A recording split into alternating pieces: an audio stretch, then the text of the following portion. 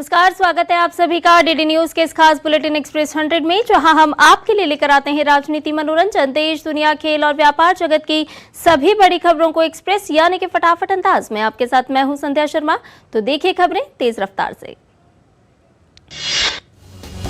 लोकसभा चुनाव के अंतिम चरण के लिए प्रचार का अंतिम दिन, शाम 5 बजे तक पूरे दमखम के साथ प्रचार युद्ध में उतरेंगे सभी दलों के नेता। लोकसभा चुनाव के 7वें और अंतिम चरण के लिए 1 जून को होगा मतदान। 8 राज्यों की 57 सीट पर डाले जाएंगे वोट। बीजेपी के स्टार प्रचारक और प्रधानमंत्री नरेंद्र मोदी ने आज पंजाब के होशियारपुर में चुनावी जनसभा को संबोधित किया। पीएम की जनसभा में बड़ी संख्या में लोगों ने भाग लिया। पीएम ने लोकसभा चुनाव 2024 के चुनाव प्रचार के लिए अपनी आखिरी जनसभा को संबोधित करते हुए कहा कि छोटी काशी और संत रविदास जी की तपोभूमि होशियारपुर में चुनावी जनसभा का समापन अपने आप में सौभाग्य से कम नहीं है। प्रधानमंत्री ने कहा कि दशकों बाद ऐसा समय आया है जब पूर्ण बहुमत वाली केंद्र सरकार हैट्रिक लगाने जा रही है। प्रधानमंत्री ने कहा कि आज हर भारतीय विकसित भारत के सपने के साथ जुड़ गया है। हर भारतवासी आशीर्वाद दे रहा है। पीएम ने कहा कि 21वीं सदी भारत की सदी होगी। प्रधानमंत्री ने कहा कि दमदार जो दुश्मन के छक्के छुड़ा दे, घर में घुसकर मारे, जो भारत को आत्मनिर्भर बनाए, भारत को समृद्ध बनाए, इसलिए पंजाब भी जोर शोर से कह रहा है, फिर एक बार मोदी सरकार। प्रधानमंत्री ने कहा कि गरीब कल्याण मेरी सरकार की प्राथमिकता है। पीएम ने कहा कि सरकार तीसरे टर्म में 125 दिन में क्या करेगी, उसके रोड मैप पर काम कर लिया गया है। प्रधानमंत्री आज तमिलनाडु जाएंगे, जहां वह कन्याकुमारी में मां भगवती मंदिर में पूजा अर्चना करेंगे। भारतीय जनता पार्टी पूरे जोर शोर से प्रचार में जुटी हुई है। भाजपा के वरिष्ठ नेता और रक्षा मंत्री राजनाथ सिंह आज उत्तर प्रदेश के कुशीनगर के रामकोला में चुनावी सभा को संबोधित करेंगे। भारतीय जनता पार्टी के अध्यक्ष जेपी नड्डा भी आज पंजाब में तूफानी रैली करेंगे। अमृतसर, फरीदकोट और रूपनगर में नड्डा आज अपनी पार्टी के उम्मीदवारों के समर्थन में जनसभा करेंगे। भाजपा नेता और उत्तर प्रदेश के मुख्यमंत्री योगी आदित्यनाथ अंतिम चरण के चुनाव प्रचार के लिए पंजाब के मोहाली का रुख करेंगे। सीएम योगी यहां के आनंदपुर साहिब लोकसभा सीट के लिए जनसभा कर भाजपा उम्मीदवार डॉक्टर सुभाष शर्मा के लिए वोट की अपील करेंगे। भाजपा नेता और छत्तीसगढ़ के सीएम विष्णुदेव साय झारखंड में ताबड़तोड़ रैलियां करेंगे। साहिबगंज, पाकुड़, राजमहल और शिकारीपारा में आदिवासी वोटर्स की बहुलता है। इसे देखते हुए भाजपा ने सीएम विष्णुदेव साय को यहां पर चुनाव प्रचार की जिम्मेदारी सौंपी है। विपक्षी पार्टियों ने चुनाव प्रचार में पूरी ताकत झोंक दी है। कांग्रेस नेता प्रियंका गांधी आज हिमाचल प्रदेश के सोलन में पार्टी प्रत्याशी विनोद सुल्तानपुरी के समर्थन में रोड शो करेंगी। कांग्रेस नेता राहुल गांधी झारखंड के दुमका संसदीय क्षेत्र में विपक्षी गठबंधन के घटक दल जेएमएम के प्रत्याशी नलिन सोरेन के समर्थन में करेंगे जनसभा। साथ ही ओडिशा के बालासोर में भी रैली को संबोधित करेंगे और गठबंधन को भारी मतों से जीत दिलाने की जनता से अपील करेंगे। वहीं उत्तर प्रदेश में समाजवादी पार्टी के अध्यक्ष अखिलेश यादव महाराजगंज में गठबंधन प्रत्याशी वीरेंद्र चौधरी के समर्थन में चुनावी रैली को करेंगे संबोधित। शराब नीति घोटाले के आरोपी मनीष सिसोदिया की न्यायिक हिरासत का आखिरी दिन, आरोप तय करने के लिए आगे की बहस पर आज होगी विशेष अदालत में सुनवाई। पश्चिम बंगाल में नागरिकता संशोधन नियम 2024 के तहत नागरिकता प्रमाण पत्र देने की प्रक्रिया अब शुरू हो गई है। उसके तहत राज्य से प्राप्त आवेदनों के पहले समूह को कल पश्चिम बंगाल राज्य की अधिकार प्राप्त समिति द्वारा नागरिकता प्रदान की गई। इसके साथ ही हरियाणा और उत्तराखंड की अधिकार प्राप्त समितियों ने भी नागरिकता संशोधन नियम 2024 के अंतर्गत अपने अपने राज्यों में आवेदकों के पहले समूह को नागरिकता प्रदान की। इससे पहले 15 मई को केंद्रीय गृह सचिव ने अधिसूचना के बाद दिल्ली की अधिकार प्राप्त समिति द्वारा प्रदान किए गए नागरिकता प्रमाण पत्रों का पहला सेट आवेदकों को सौंपा था। केंद्र सरकार ने 11 मार्च 2024 को नागरिकता संशोधन नियम 2024 को अधिसूचित किया था। नियमों में आवेदन करने के तरीके, आवेदनों को जिला स्तरीय समिति यानी कि डीएलसी द्वारा जांचने की प्रक्रिया और राज्य स्तरीय अधिकार प्राप्त समिति यानी कि ईसी द्वारा जांच के बाद नागरिकता प्रदान करने के तरीके निर्धारित किए गए हैं। ओडिशा के पुरी में बुधवार देर रात दर्दनाक हादसा हो गया। भगवान जगन्नाथ की चंदन यात्रा के दौरान पटाखे जलाने की घटना में कम से कम 3 लोगों की मौत हो गई। साथ ही हादसे में 30 लोगों के घायल होने और 4 लोगों की हालत गंभीर होने की खबर है। केंद्रीय मंत्री धर्मेंद्र प्रधान ने भी इस हादसे पर दुख जताया है। उन्होंने घायलों के जल्द स्वस्थ होने की कामना की है। पुरी के एसपी ने कहा कि प्राथमिकता घायलों को इलाज मुहैया कराने की है, इसके बाद अन्य मामलों पर गौर किया जाएगा। दक्षिण पश्चिम मानसून केरल में प्रवेश कर चुका है। केरल के कोट्टायम जिले के कई हिस्सों में बारिश हुई। इसके साथ ही मानसून पूर्वोत्तर भारत के अधिकांश हिस्सों में आगे बढ़ रहा है। देश के पूर्वोत्तर भाग में चक्रवात रिमल के कारण हुई भारी बारिश और भूस्खलन से सामान्य जनजीवन अस्त व्यस्त हो चुका है। मौसम विभाग ने उत्तर पूर्व के विभिन्न राज्यों के लिए रेड अलर्ट जारी किया है। रिमल से प्रभावित क्षेत्रों में पिछले 24 घंटों में चक्रवात के कारण 33 लोगों की मौत हो गई। असम के मुख्यमंत्री डॉक्टर हेमंत बिस्वा शर्मा ने नागांव, होजई, कार्बी आंगलोंग, गोलाघाट, दीमा हसाओ, कछार, हैलाकांडी और करीमगंज जिलों में सभी शैक्षणिक संस्थान बंद करने के निर्देश दिए हैं। लगातार हुई बारिश के कारण हुए भूस्खलन से बराक घाटी और त्रिपुरा के बीच रेल मार्ग अवरुद्ध हो गया है। बराक नदी का जलस्तर 2.5 मीटर से अधिक होने के कारण बराक घाटी में बाढ़ की स्थिति पैदा हो गई है। बुधवार को सिलचर में बराक नदी और करीमगंज में कुशियारा नदी का जलस्तर खतरे के निशान को पार कर गया, जिससे सिलचर शहर में जलभराव शुरू हो गया। देश के कई हिस्से भीषण गर्मी की चपेट में है। उत्तर पश्चिमी क्षेत्रों में गर्मी के सभी पुराने रिकॉर्ड टूट चुके हैं। पश्चिमी राजस्थान, पंजाब, हरियाणा, उत्तर प्रदेश, मध्य प्रदेश में ऑरेंज अलर्ट जारी है। दिल्ली वासियों के गर्मी में छूटे पसीने, बढ़ते तापमान ने लोगों की बढ़ाई मुश्किलें। दिल्ली में बिजली की अधिकतम मांग बुधवार को 8,302 मेगावाट तक पहुंच गई, जो कि दिल्ली के इतिहास में अब तक का सबसे उच्चतम स्तर है। बिजली आपूर्ति कंपनियों ने इस साल की गर्मी में अधिकतम मांग का आंकड़ा 8,200 मेगावाट तक रहने का अनुमान लगाया था। इससे पहले विगत एक सप्ताह पहले बिजली की अधिकतम मांग राजधानी में 8,000 मेगावाट तक पहुंच गई थी। दिल्ली एनसीआर में बढ़ते तापमान के बीच पानी का संकट गहराने लगा है। पानी की बर्बादी करने वाले लोगों पर लगेगा 2,000 रुपए का जुर्माना।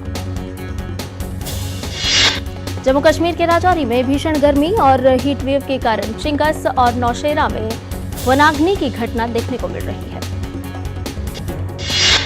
हिमाचल प्रदेश के शिमला में अब तक लगभग वन में आग लगने के कारण 1033 मामले सामने आ चुके हैं। अभी भी वन विभाग के कर्मचारी तारादेवी वन क्षेत्र में लगी आग पर काबू पाने की कोशिश कर रहे हैं। अग्निकुल की टीम ने आज सुबह लगभग 7:15 पर श्रीहरिकोटा में इसरो के सतीश धवन अंतरिक्ष अनुसंधान स्टेशन से अपना पहला 3D मुद्रित उपग्रह अग्निबाण सफलतापूर्वक लॉन्च किया। यह भारत का दूसरा निजी रॉकेट लॉन्च है। रक्षा क्षेत्र से बड़ी खबर, राफेल एमएस विमानों की खरीद के लिए फ्रांस के साथ हो सकता है करार। रक्षा सूत्रों के मुताबिक 26 राफेल एम समुद्री विमानों की होगी खरीद। भारत ने पहले दौर की वार्ता के लिए फ्रांसीसी पक्ष को किया आमंत्रित। आईएनएस विक्रांत और आईएनएस विक्रमादित्य के लिए बेहद जरूरी है राफेल एमएस। समय पर डिलीवरी के लिए दोनों सरकारें जल्द कर सकती हैं समझौता। रक्षा अनुसंधान और विकास संगठन ने स्वदेश में विकसित हवा से सतह पर मार करने वाली रुद्र M2 मिसाइल का किया सफल परीक्षण। यह परीक्षण ओडिशा में भारतीय वायुसेना के Su-30 MKI प्लेटफॉर्म से किया गया। रक्षा मंत्री राजनाथ सिंह ने Su-30 MKI प्लेटफॉर्म के रुद्रम 2 के सफल परीक्षण के लिए डीआरडीओ और वायुसेना को बधाई दी है। उन्होंने कहा कि इस परीक्षण से भारतीय सशस्त्र बलों की क्षमता में और वृद्धि होगी। सप्ताह के चौथे कारोबारी दिन आज गिरावट के साथ खुले भारतीय शेयर बाजार। कल दोपहर के आखिर में भी लाल निशान के साथ बंद हुए थे सेंसेक्स और निफ्टी। वित्त मंत्री निर्मला सीतारमण ने कहा कि रेटिंग एजेंसी S&P का भारत के रेटिंग परिदृश्य में सकारात्मक संशोधन करना आने वाले वर्षों के लिए मजबूत वृद्धि और आशाजनक दृष्टिकोण को दर्शाता है। वित्त मंत्री निर्मला सीतारमण ने सोशल मीडिया मंच एक्स पर पोस्ट में कहा कि भारत नरेंद्र मोदी सरकार के तीसरे कार्यकाल में तीसरी बड़ी अर्थव्यवस्था बनने और वर्ष 2047 तक विकसित राष्ट्र बनने की राह पर अग्रसर है। नियमों का पालन नहीं करने पर आरबीआई ने इडलवाइस ग्रुप की 2 कंपनियों ECL फाइनेंस लिमिटेड और इडलवाइस एसेट रिकंस्ट्रक्शन कंपनी लिमिटेड के खिलाफ की कार्रवाई। केंद्रीय बैंक ने ECL फाइनेंस लिमिटेड पर तत्काल प्रभाव से होलसेल एक्सपोजर से जुड़े किसी भी तरह के ट्रांजैक्शन पर लगाई रोक। हालांकि रीपेमेंट और खाते बंद करने संबंधित गतिविधियां पहले की तरह रहेंगी जारी। इंडिगो एयरलाइन ने महिलाओं के लिए एक नया फीचर लॉन्च किया है। इस फीचर के जरिए महिलाएं वेब चेक इन के समय उन सीटों के बारे में जान सकती हैं जो अन्य महिला यात्रियों द्वारा पहले ही बुक की जा चुकी है। एयरलाइन ने मार्केट रिसर्च करने के बाद यह फीचर शुरू किया है। इस सुविधा का उद्देश्य महिला यात्रियों के लिए यात्रा अनुभव को और अधिक आरामदायक बनाना है। देश भर में ट्रैवल सर्विसेज की रफ्तार पकड़ने के साथ ही एयर इंडिया एक्सप्रेस ने टाइम टू ट्रैवल ऑफर शुरू किया है, जिसके तहत मुसाफिर सिर्फ 1177 रुपए में एयर टिकट बुक कर सकते हैं। ऑफर 29 मई से 3 जून तक वैलिड रहेगा।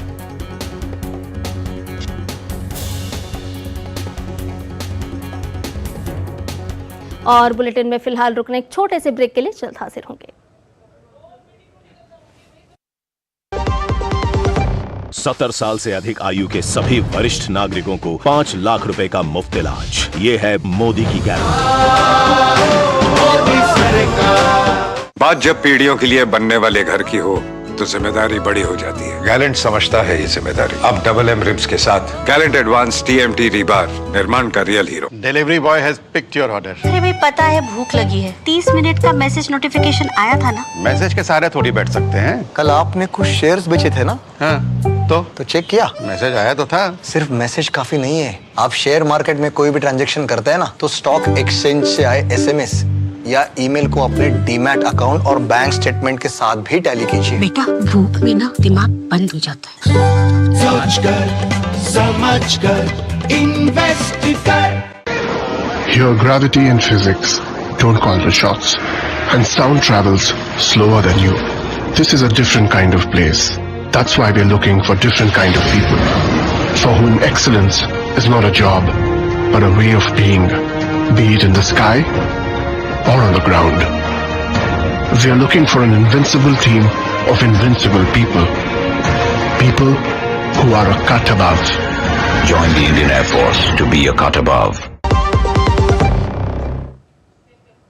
और ब्रेक के बाद एक्सप्रेस 100 में आपका एक बार फिर से स्वागत है। आइए बाकी की खबरों को जान लेते हैं फटाफट अंदाज में। एयर इंडिया के ऑफर में ट्रैवलर्स 30 सितंबर 2024 तक की बुकिंग पर यह ऑफर हासिल कर सकते हैं। ऑफर्स के तहत टिकटों के बुकिंग की सुविधा एयर इंडिया एक्सप्रेस की वेबसाइट, एप्लीकेशन और अन्य प्लेटफॉर्म पर उपलब्ध है। सेबी ने स्टॉक एक्सचेंज पर सही, पर्याप्त और स्पष्ट जानकारी उपलब्ध न कराने को लेकर AGI ग्रीन पैक पर लगाया 5 लाख रुपए का जुर्माना। सेबी ने कहा कि कंपनी 45 दिनों के अंदर जुर्माना नहीं चुकाती है तो सेबी अधिनियम 1992 की धारा 28A के तहत कार्रवाई की जाएगी। इसमें ब्याज के साथ कंपनी की चल या अचल संपत्तियों को अटैच किया जा सकता है। अदानी ग्रुप ने मई में अदानी इंटरप्राइजेस और अदानी ग्रीन एनर्जी में हिस्सेदारी बढ़ाई। प्रमोटर इकाइयों ने 2162 करोड़ रुपए में अदानी इंटरप्राइजेस के 72.70 लाख शेयर खरीदे। अदानी समूह के चेयरमैन गौतम अदानी ने ट्वीट कर जापान के राजदूत हिरोशी सुजुकी के साथ मुलाकात की दी जानकारी। गौतम अदानी ने कहा कि हम उनके मुंद्रा बंदरगाह और खाबड़ा की यात्रा के लिए आभारी हैं, जहां 32 गीगावाट क्षमता के दुनिया के सबसे बड़े हाइब्रिड नवीकरणीय ऊर्जा पार्क का निर्माण कर रहे हैं। देश की सबसे बड़ी किराना और रिटेल रिलायंस रिटेल की जियो मार्ट ने क्विक कॉमर्स की बढ़ती लोकप्रियता को ध्यान में रखते हुए अब अपना डिलीवरी समय घटाकर 30 मिनट कर दिया है।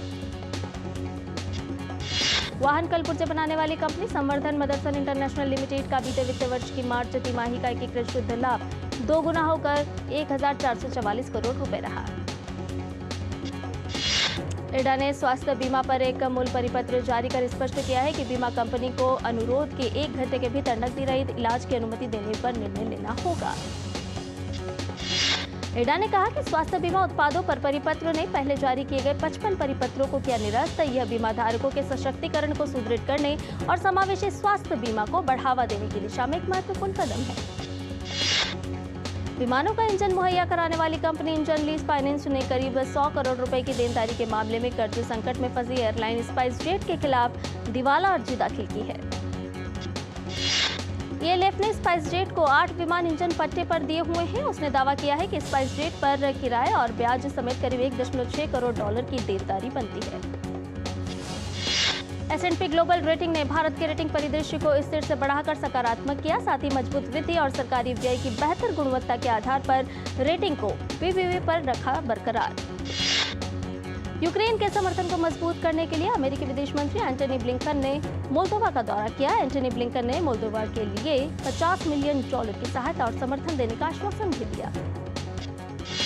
अमेरिका के टेक्सास हवाई अड्डे पर तेज हवा का असर देखने को मिला। एयरपोर्ट पर खड़े विमान को घसीट ले गई हवा। अमेरिका के इस वीडियो ने सबको किया हैरान। उत्तर कोरिया ने समुद्र में एक बैलिस्टिक मिसाइल दागी। दक्षिण कोरिया की परेशानी बढ़ी। आपको बता दें कि ये मिसाइल ऐसे समय में दागी गई जब उत्तर कोरिया ने अपने दूसरे सैन्य टोही उपग्रह को ले जाने वाले रॉकेट को कक्षा में स्थापित करने की योजना की घोषणा की थी। अमेरिका के पूर्व राष्ट्रपति डोनाल्ड ट्रंप के खिलाफ हश मनी ट्रायल मुकदमे में जूरी सदस्यों ने गवाही फिर से सुनने के अनुरोध के बाद विचार विमर्श के पहले दिन की सुनवाई पूरी की। सुनवाई की प्रक्रिया आज फिर से होगी शुरू। आइसलैंड के एक ज्वालामुखी में विस्फोट हुआ जिसका लावा 50 मीटर तक जमीन पर दहक उठा। इसके बाद जमीन में लगभग 3.4 किलोमीटर लंबी दरार बन गई। ताइवान में नया राष्ट्रपति चुने जाने के बाद चीन की बढ़ती धमकियों के बीच अमेरिका ने द्वीप राष्ट्र में अपना नया प्रतिनिधि नियुक्त किया है। ताइपे में वास्तविक दूतावास के रूप में कार्य करने वाले अमेरिकी संस्थान ने कहा कि अनुभवी राजनयिक रेमंड ग्रीन 2024 की गर्मियों से सैंड्रा ओडकिर्क से कार्यभार संभालेंगे। नेपाल के मार्ग से माउंट एवरेस्ट पर चढ़ाई करने वाली भारत की सबसे कम उम्र की पर्वतारोही काम्या कार्तिकेयन को नेपाल के प्रधानमंत्री पुष्पकमल दहल प्रचंड ने अंतर्राष्ट्रीय एवरेस्ट दिवस पर एक विशेष समारोह में सम्मानित किया। काम्या मल 16 साल और 9 महीने की उम्र में अपने भारतीय नौसेना कमांडर पिता एस कार्तिकेयन के साथ नेपाल की ओर साउथ पोल से 20 मई को सफलतापूर्वक दुनिया की शीर्ष चोटी पर पहुंची।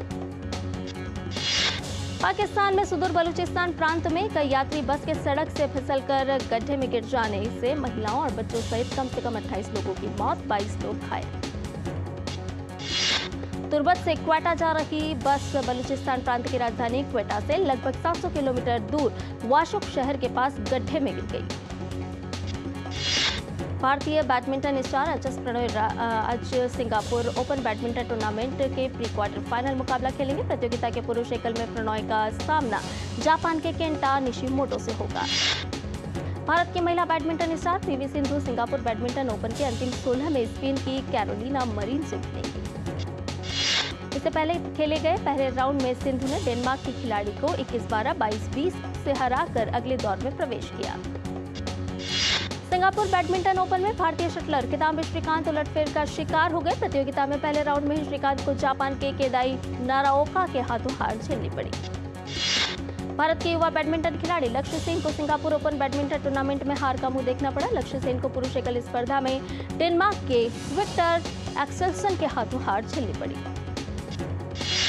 सत्यदेव गुप्ता ने माउंट एवरेस्ट और माउंट लोत्से को पार करने में 11 घंटे और 15 मिनट का समय लेकर भी नया कीर्तिमान बना दिया।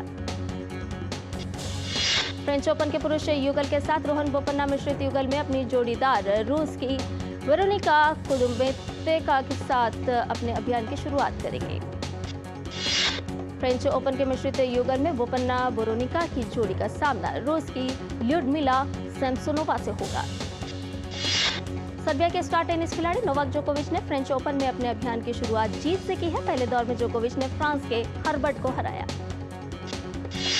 डेनमार्क के होल्गर रूने ने फ्रेंच ओपन के अगले दौर में जगह बना ली है। पहले दौर में होल्गर ने ब्रिटिश खिलाड़ी डेन इवान को हराया।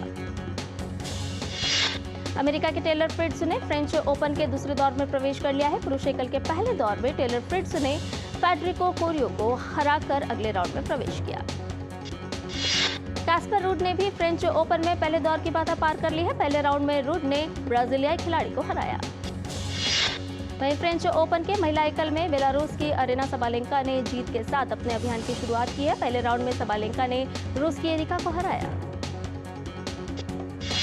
फिल्म चंद्र चैंपियन मेकर्स ने फिल्म के दूसरे गाने तू है चैंपियन का टीजर सोशल मीडिया पर किया शेयर। फिल्म 4 जून 2024 को सिनेमाघरों में होगी release. Kartik Aaryan film Chandu champion के बाद अपनी अगली फिल्म भूल भुलैया 3 की शूटिंग में हैं बिजी। फिल्म में उनके साथ तृप्ति डिमरी, विद्या बालन और माधुरी दीक्षित नजर आने वाली हैं।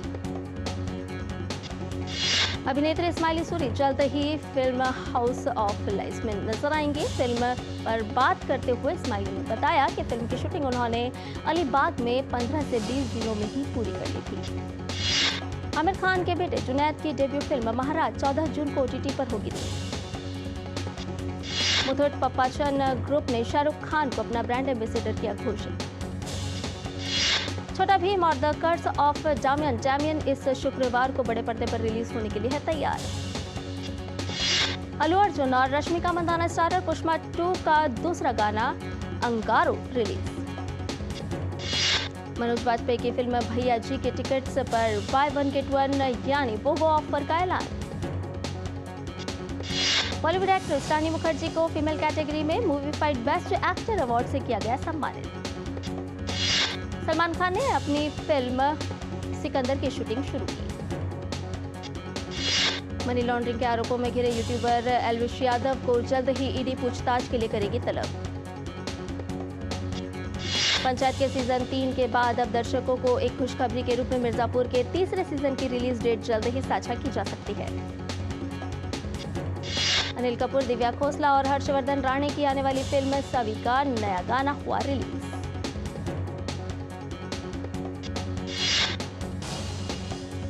और इसके साथ ही एक्सप्रेस न्यूज में फिलहाल इतना ही। मुझे दीजिए इजाजत, लेकिन डीडी न्यूज पर खबरों का सिलसिला लगातार जारी है। नमस्कार।